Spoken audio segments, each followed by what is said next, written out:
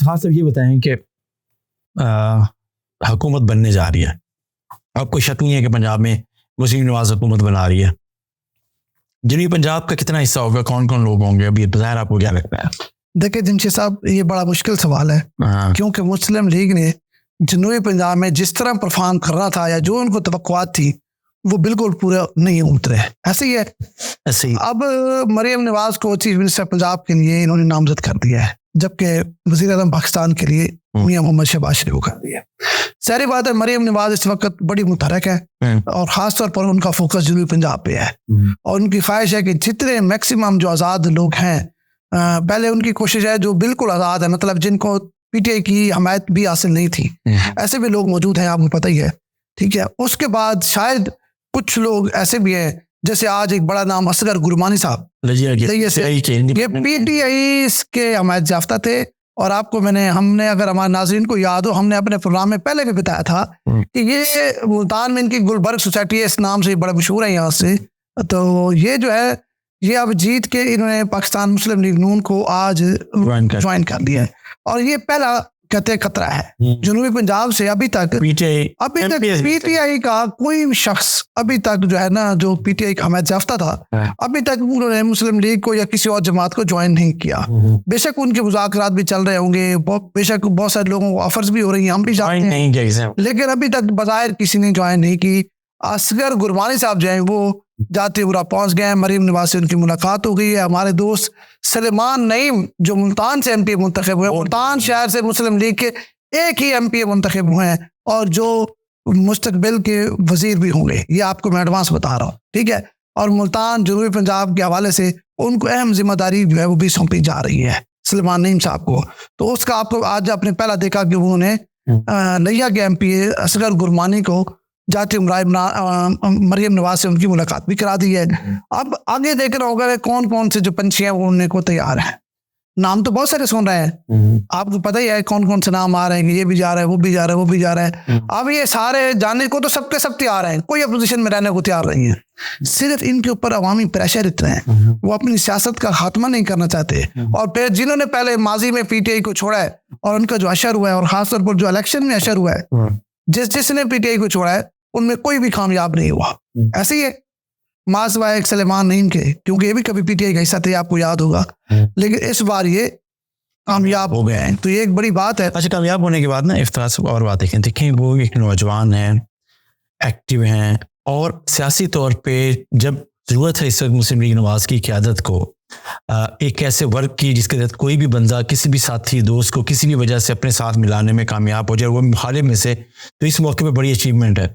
तो मुसलमान नईम ने अपने साथी असगर गुरमानी को जिस अंदाज में अपने साथ लेकर गए हैं, जाती उम्र उनको मिलवा रहे हैं, पार्टी एफिलिएशन से हटकर उनको शामिल कर रहे हैं, तो ये एक ऐसा काम है जो पार्टी की क़यादत की नज़र में हमेशा याद रहेगा। तो यहाँ पे इसलिए अब आहिस्ता आहिस्ता अगर सलमान नईम ने ये चीज़ें जारी रखी, इस तरह की एक्टिविटी, जैसे आप कह रहे हैं कि काबीना में तो शामिल हो ही रहे हैं, लेकिन अगर इस तरह को शामिल है तो वो मुस्लिम लीग क़यादत के भी करीब होते जाएंगे। और यहाँ जो साबिक दावेदार रहे हैं, अब्दुल गफ़ार डोगर साहब हों या वहीद अराई साहब हों, तो इस तरीके से और शेख तारिक रशीद साहब, मुस्लिम लीग नवाज की जो मुल्तान शहर की जो क़यादत थी, ज़िले की क़यादत थी, वो कहीं पीछे चली जाएगी और सलमान नईम आगे आते जाएंगे। नहीं, उसके तो जमशेद साहब देखें, जो शिकस्त खा चुके हैं, जो पार्लियामेंट का हिस्सा नहीं है, तो ऑटोमेटिकली उन्होंने खुद ब खुद पीछे चले जाना है। वो जितना भी बड़ा सियासतदान था, जितना भी बड़ा उसको माजी में ओहदा था, ज़ाहिर बात है पार्टी ने खुद को अब रिफॉर्म करना है, मरियम ने पार्टी को फिर उठाने की कोशिश करनी है, नौजवानों पर खास तौर पर उसका फोकस होना है। सलेमान नईम के पहले भी मरियम नवाज से अच्छे खासे करीबी गुर्बत है, तो ज़ाहिर बात है वो काबीना का जब हिस्सा बनेंगे तो ज़ाहिर बात है वो जनूबी पंजाब के लिए, मुल्तान के लिए बड़े मुतहरक भी रहेंगे और काम भी करेंगे। ये देखें, ये काम और उनका ये एफर्ट मुस्लिम लीग की क़यादत के लिए, पार्टी के लिए बहुत अच्छा है, बहुत अच्छा। लेकिन जो मकामी रहनुमा जो यहाँ दावेदार थे, सबसे पार्टी के मदारुल महाम थे, और वो जनाब अब वो कहीं पीछे होते जाएंगे। और मुझे लगता है कि मुस्लिम अब मरियम नवाज और उनकी नई टीम यहाँ डेवलप होगी, और उसमें से इस वक्त पहला जो कतरा है और जो पहला उनका अहम किरदार है वो तो सलमान नईम है और बन गए। देखिए सलमान नईम का, सलमान नईम के अलावा मुल्तान शहर से कोई एमपी नहीं बना, आपको पता है। मुल्तान शहर में मुस्लिम लीग का कोई एमएनए नहीं बना, सही ठीक है। एक बना वो भी जलालपुर पीरवाला से है, मुल्तान से नहीं है। तो जाहिर बात है अब मुल्तान क्योंकि साउथ पंजाब का एक हेडक्वार्टर है, मरियम ने भी अपना यहाँ पे जो है ना जो साउथ पंजाब का मेन कैंप ऑफिस है, तो वो तो मुल्तान ही बनना है ना, वो भावलपुर या डीसी खान तो नहीं बनेगा या वो किसी और डिस्ट्रिक्ट में तो नहीं बनेगा, तो यहाँ बनेगा। तो यहाँ सलेमान ने इनको एक बहुत अच्छा मौका अल्लाह ने फराहम किया है जिससे वो इस शहर के मसाइल, इस खित्ते के मामला बेहतर अंदाज में हल करवा सकते हैं।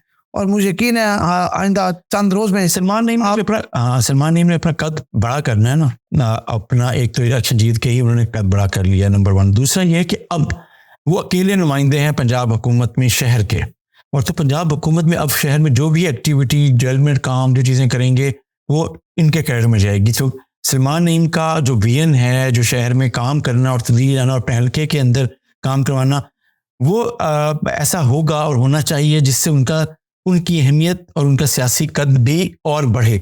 और अगर उन्होंने यहाँ शहर में मुस्लिम लीग नवाज को लीड करना है तो लेकिन जो आज नजर आया ना, आज नजर आया कि सलेमान नईम इस वक्त बड़े मुतहरक हैं। उन्होंने एक MP को आज पार्टी में शामिल करा लिया है और मुझे यकीन है बहुत सारे लोगों से उनकी बातचीत भी चल रही होगी और अगले आने वाले 1-2 रोज में आपको मजीद जो है ना सलेमान नईम की कामयाबियां वो नजर आएंगी, क्योंकि इस वक्त मुस्लिम लीग का फोकस भी साउथ पंजाब है और जहाँ से जो PTI के लोग मुंतखब हुए हैं हमारे याफ्ता, इनको तोड़ना ज़्यादा आसान है बनिस्बत अपर पंजाब।